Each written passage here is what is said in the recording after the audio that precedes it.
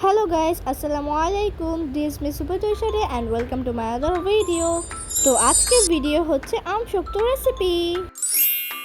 তো এখানে তোমরা দেখতে পাচ্ছ আমি এখানে অনেকগুলো কাঁচা আম কেটে নিয়েছি। তোমরা চাইলে পাকা আম দিয়েও বানাতে পারো, কিন্তু আজকে কাঁচা আম দিয়ে বানাবো। তো এখানে হচ্ছে আমি 5 কেজি আম নিয়েছি। এখন এখানে আমরা বড়াগুলো আলাদা করে নিব। তো তোমরা ভিডিওতে যেভাবে দেখছো আমি বড়াগুলো আলাদা করে নিচ্ছি। এরপরে আমি এগুলোকে ধুয়ে নেব।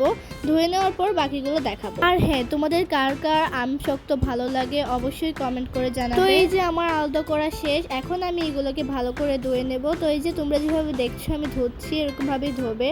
আর হ্যাঁ, আম শক্ত এতগুলো ধোয়া কিন্তু সহজ কাজ না। আমার কিন্তু এগুলো ধুতে অনেক সময় লেগেছে। হ্যাঁ, তোমরা পানি ফালানোর সময় সাবধানে পানি ফালাবে যাতে কোনো আমের টুকরো না পড়ে। আর এখানে একটি কড়াই নিয়ে নিয়েছি, এতটুকু পানি নিয়ে নিয়েছি। তোমরা কিন্তু বেশি পানি দিবে না। আমি এখানে 5 কেজি আমের জন্য এতটুকু পানি নিয়েছি।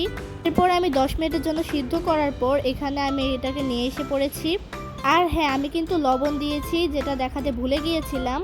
এরপর এটা থেকে বড়া আলাদা করে নিয়েছি। তারপর আমাদের মেইন কাজ, এখন আমি আবার চুলার মধ্যে বসিয়ে এটার সাথে চিনি মিক্স করেছি।